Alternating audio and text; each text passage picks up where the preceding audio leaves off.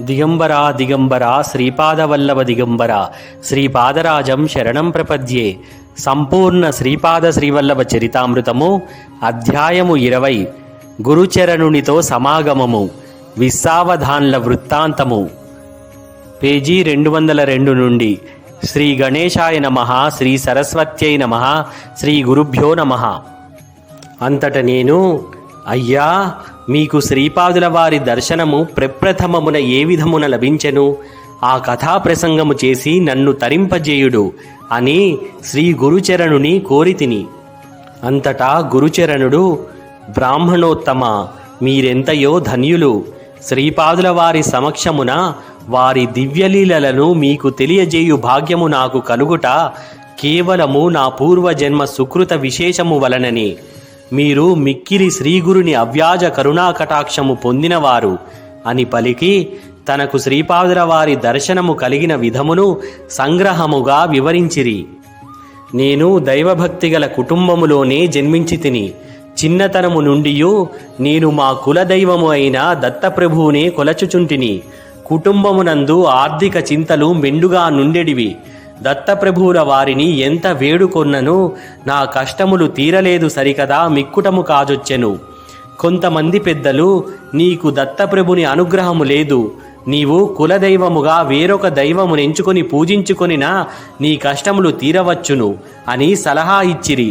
నేను కూడా ఏ దైవమును కులదైవముగా ఎంచుకున్నా నా కష్టములు కడదేరునాయని తలంచుచూ నిద్రపోతిని. కలలో భయంకరాకారుడైన కసాయివాణిని చూచితిని.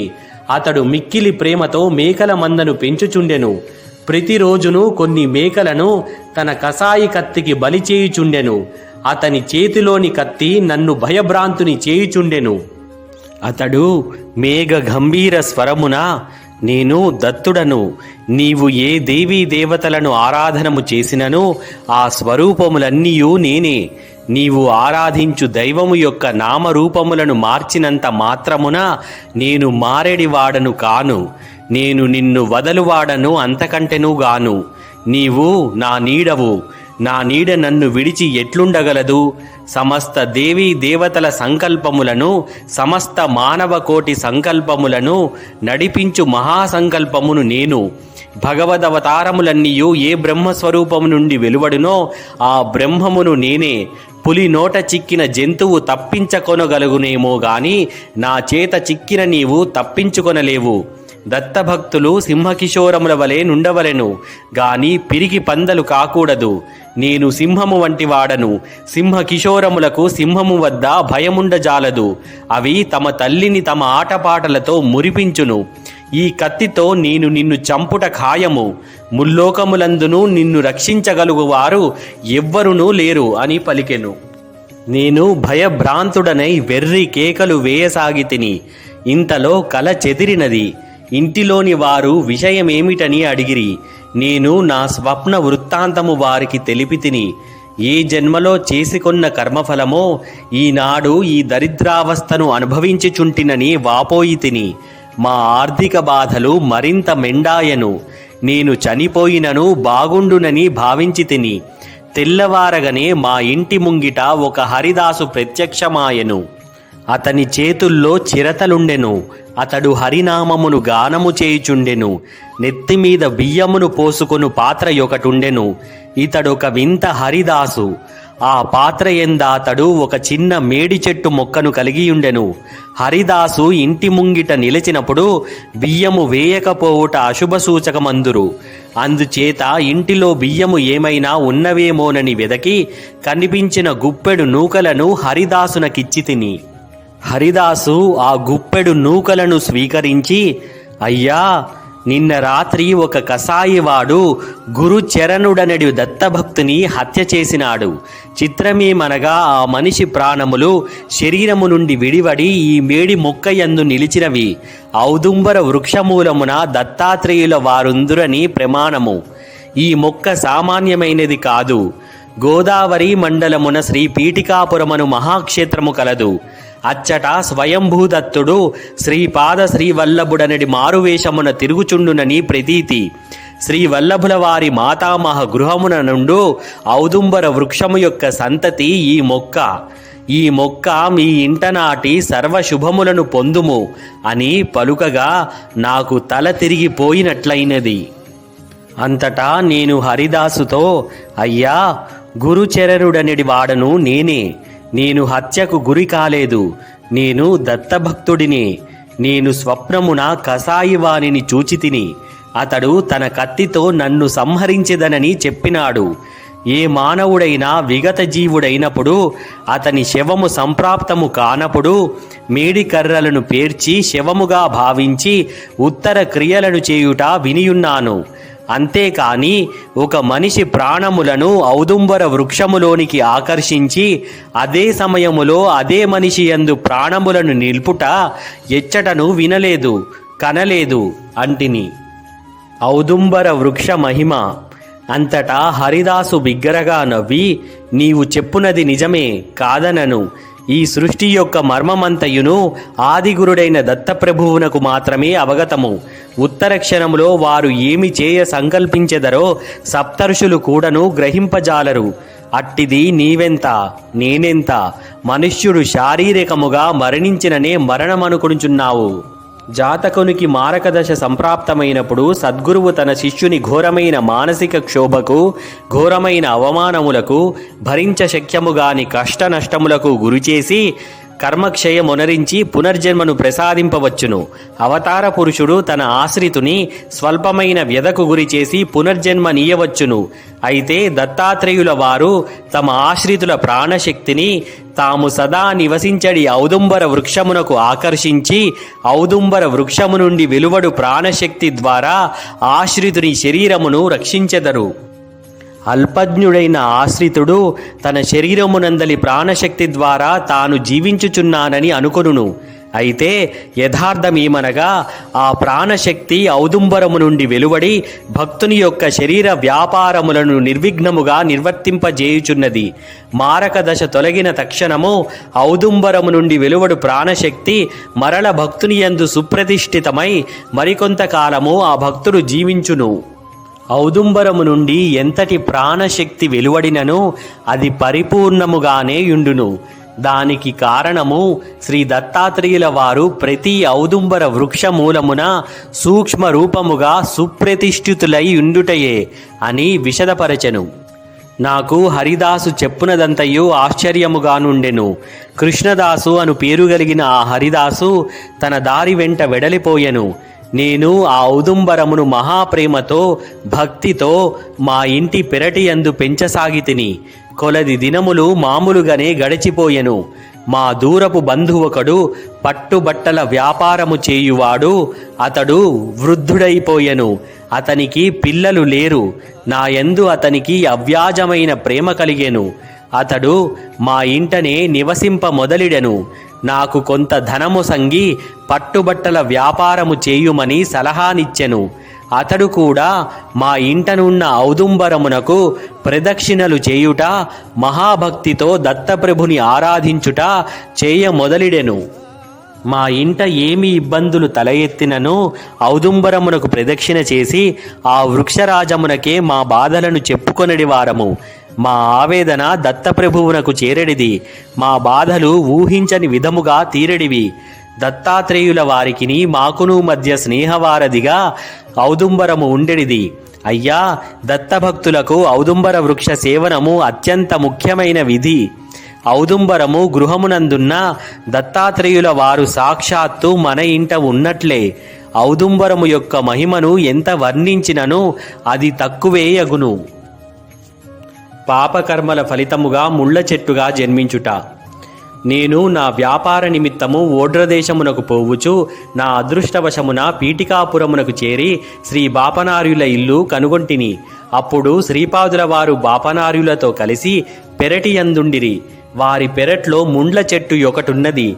శ్రీపాదుల వారు దానికి శ్రద్ధగా నీరు పోయిచుండిరి. బాపనార్యులు శ్రీపాదుల వారిని, బంగారు కన్నా, నీకు ఇంత ప్రీతి పాత్రమైన ఈ ముండ్ల చెట్టు సోమలతయో లేక సంజీవిని మొక్కయో అనునట్లు అంత మిక్కిలి శ్రద్ధ వహించుట అయుక్తము. నీవు శ్రద్ధ వహించినను వహింపకున్నను అది పెరుగుట మానదు అనిరి. అంతటా శ్రీపాదుల వారు, తాత, పూర్వజన్మమున మన వీధిలోనే ఉండి స్వయంభూదత్తుడే బాపన్నావదాన్లు గారి మనుమడుగా అవతరించెనట. ఎంతటి విడ్డూరము, ఎంతటి దైవద్రోహము అని పరిహాసము చేసిన విశ్వావధానులు తాతయే ఈ ముండ్ల చెట్టు.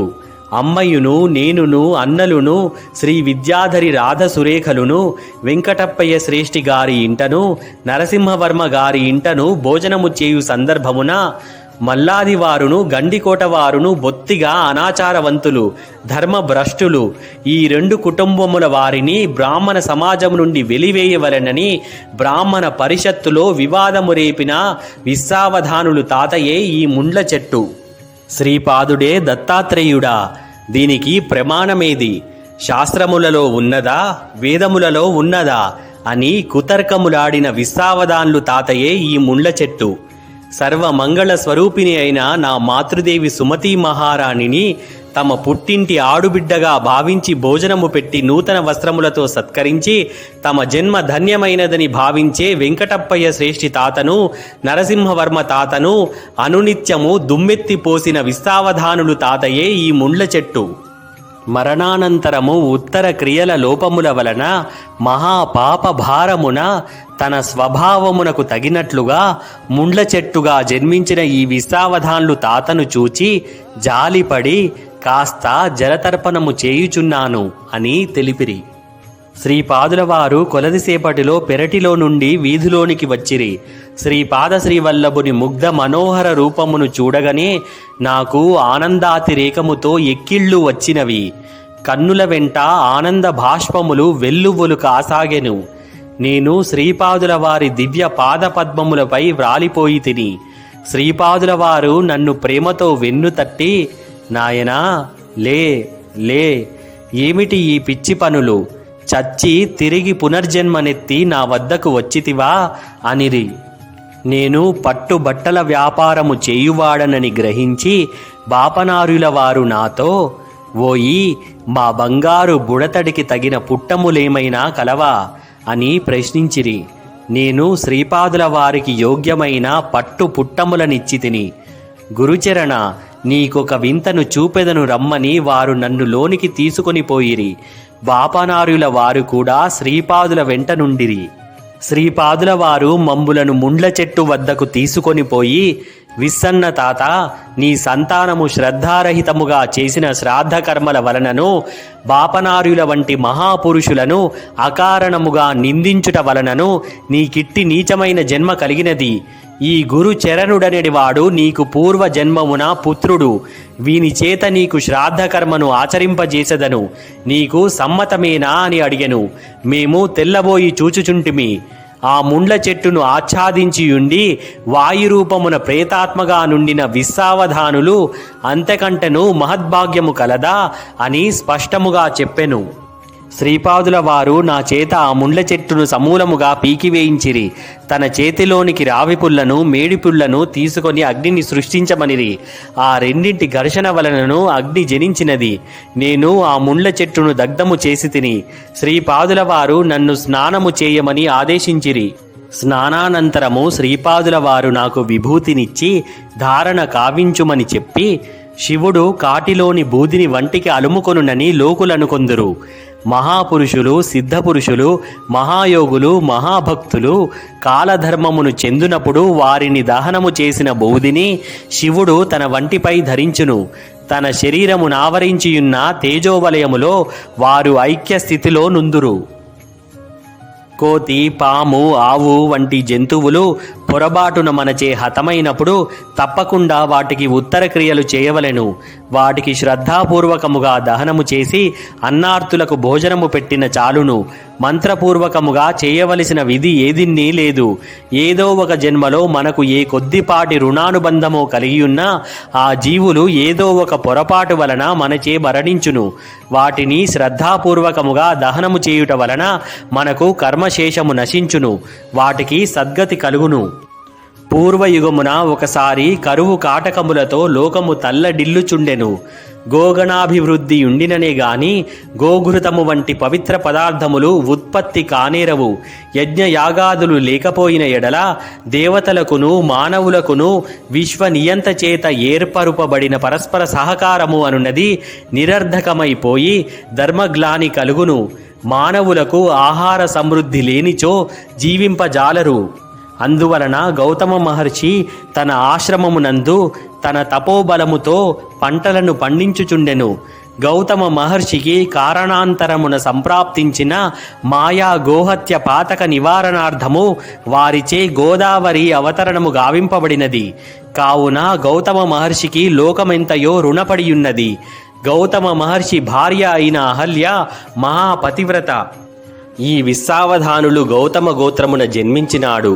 గౌతమ మహర్షికిని విశ్వావధానులకును ఉన్న సంబంధము కేవలము ఆ గోత్రమునందు జన్మించుటయే. ఇది అత్యంత స్వల్పమైన రుణానుబంధమే అయినను త్రేతాయుగములో ఇదే పీఠికాపురములో సావిత్రకాటక చైనములో గౌతమ మహర్షి కూడా పాల్గొనియున్న కారణమునను విశ్వావధానులు అదృష్టవశమున పీఠికాపురమున జన్మించుటయేగాక అత్యంత దుర్లభమైన నా దర్శనమును కూడా పొందియున్న కారణము చేతను అయోగ్యునకు కూడా అవ్యాజ కరుణతో సద్గతిని ఈ దత్తుడు ప్రసాదించగలడనడిది లోకమునకు వ్యక్తము కావలసిన తరుణము వచ్చుట చేతను ఈ సంఘటన జరిగినది. రుణానుబంధము లేనిదే శునకము కూడా నీ దగ్గరకు రాజాలదు. కావున ఎవరైనా నీ సహాయార్థమై వచ్చినచో వీలు కలిగిన సహాయము చేయుము. వీలు లేకపోయినా శాంతవచనములతో నీ అసమర్థతను తెలుపుము. అంతేగాని నిర్దాక్షిణ్యమును చూపరాదు. ఆ విధముగా నిర్దాక్షిణ్యమును చూపుదవేని సర్వభూతాంతర్వర్తినైన నేను కూడా నీ ఎడల నిర్దాక్షిణ్యముగా నుందును. నీవెంత సత్యమో, ఈ లోకమెంత సత్యమో, ఈ సర్వ సృష్టియును ఎంతటి సత్యమో, ఈ సమస్తమునకును నేనే మూల కారణమనడిది కూడా అంతే సత్యము. నేను అన్ని సత్యములకును సత్యమైన పరమసత్యమును. వేదమునందు కూడా సత్య జ్ఞానమనంతం బ్రహ్మ అని చెప్పబడినది అను విషయములను సవివరముగా తెలిపిరి. నేను నిశ్చేష్టితుడనై చూచుచుంటిని. బాపనార్యుల చెక్కిళ్లపై ఆనందాశ్రువులు రాలుచుండెను. శ్రీపాదులు వారు తాతగారి చెక్కిళ్లపై జాలువారు అశ్రువులను తమ చిట్టి చేతులతో తుడుచుచు, తాత, ఈ మధ్య నీవు సదా నా ధ్యానములోనే యుంటున్నావు. నీ జన్మ ధన్యము. అచ్చముగా నీ రూపములోనే నరసింహ సరస్వతి అవతారము ధరించెదను. ఇది సత్యము అని చెప్పి బాపనార్యుల వారి చేతిలో చేయి వైచిరి. అంతటా బాపనార్యులు, శ్రీపాద, ఎన్నియో రోజుల నుండి ఒక సందేహము నా మనస్సుననున్నది, అడుగమందువా అని సందేహమును వెలుబుచ్చిరి. తక్షణమే శ్రీపాదులు చిరునవ్వు నవ్వుతూ, తాత, నీ అంతటి వాడికి సందేహమా? 10 సంవత్సరముల బుడతడినైన నేను తీర్చుటయా? అయినను ప్రయత్నించెదను, అడుగుము అనెను. సృష్టి స్థితి లయములను బ్రహ్మ విష్ణు మహేశ్వరులే కదా చేయునది. శ్రీపాదుడు అవును అనెను. వారి యొక్క శక్తి స్వరూపములే కదా సరస్వతి, లక్ష్మీ, పార్వతులు. శ్రీపాదుడు అవును అనెను. ఈ త్రిమూర్తులను, వారి యొక్క ఈ త్రిశక్తులను ఆదిపరాశక్తియే గదా సృష్టించినది. మరలా శ్రీపాదుడు అవును అనెను. అయిన ఎడల నీవు ఎవరు అని బాపనార్యులు శ్రీపాదుల వారిని ప్రశ్నించిరి. శ్రీపాద శ్రీవల్లభులకు జయము జయము. సద్గురు పరబ్రహ్మార్పణమస్తు.